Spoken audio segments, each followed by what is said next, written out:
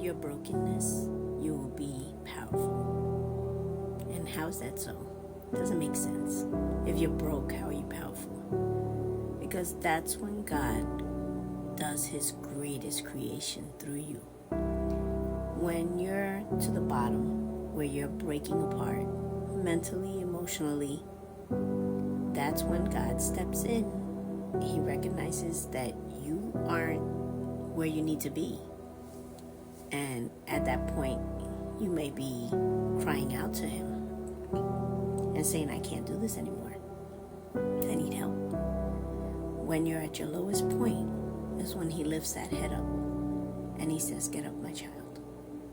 And he wants you to take note of his power and how he can heal and restore you and renew you and give you strength. We have to remember that God is not slow to his promises to help us. He knows that Satan is working on the earth, affecting many, many, many people globally with hardships, war, problems in their family, problems with finding shelter, food, all sorts of things that are happening. And it could break a person. You can feel where you don't have any solution to anything in your mind, but that's not the reality. The reality is there is a solution. And in your brokenness is when God is going to bring you to your true purpose so that you could develop into the person that you were purposed to be, where you can feel empowered and feel confident and have that inner peace and inner joy that you need to go forward. Despite the storms, God still gives you a solution. Now, are you availing yourself to that solution? Are you making yourself open to his solutions? Or are you getting within yourself and being stubborn and saying, I'm not going to do things your way. I'm going to do things my way. That may work for a little while. But at the end of the day, Satan doesn't play fair. He pulls out the rug from underneath you. And then you're right back at square one. So, putting our trust 100% into our Creator and what he has purpose for us is the only way that we're going to become the people that we need to be to glorify him and help others to come to know him, and they in turn can glorify him, so on and so forth. That is our mission.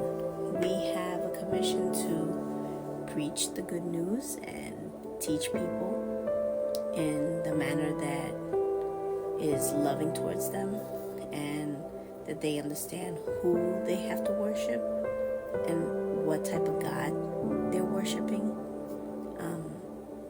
Our God is a loving God, and he doesn't leave us hanging dry. He always has a solution for us, but a lot of times we just close our ears and hearts and eyes to him, and we need to open our eyes, open our heart, open our mind, be receptive to the direction he's giving us, because when we're receptive, that's when we feel ignited, more renewed. And when we ignore him, then it's the other outcome, where you're in a constant battle of struggle and strife and negativity and emotionally draining situations. You have to open up your mind and believe that the true God is out there.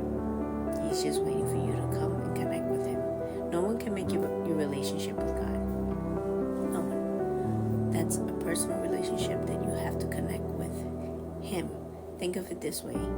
If you're a farmer and you put seedlings into the dirt, there's always one seed that takes hold of the dirt and goes deep. The roots start going deeper.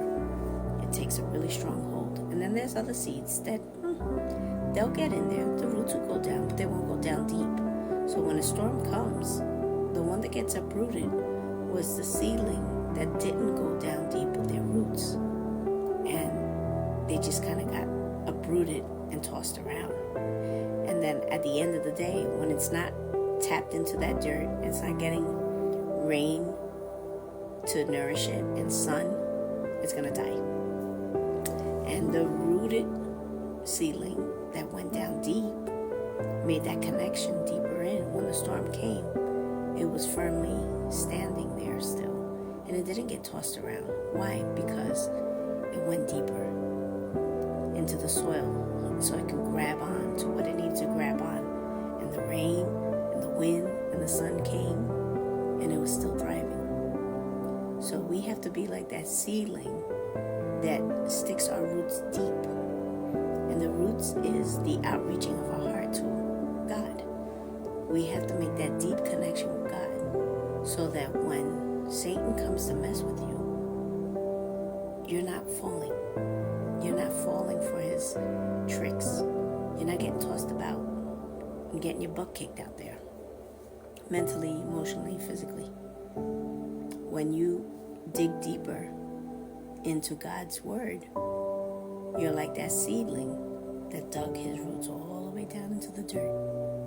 And anything that came by it didn't pull it out. It's the same with our spirituality. If we dig deeper with God, then no one can pull us away from God. We have to understand that. We have to focus on God, listen to his voice, and keep on digging deeper and deeper into him, so that we're firmly established.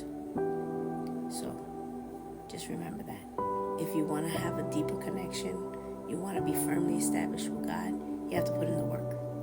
You can't just be halfway in, halfway out on the fence, because then you'll be like that seedling that got uprooted and tossed around and then shriveled and died. And we don't want that. So share this with someone that needs to hear this message, that there is somebody out there that has a solution to your issues. But you have to extend your roots, your hand, your heart to the Creator, so that he can reach out back to you and get you firmly established. Because he's out there. He's just waiting. You have to do it. Why wouldn't you do it? What other excuse can you have but failure? God doesn't let us fail. We fail ourselves. God doesn't let you fail when you put him in the equation. Just remember that.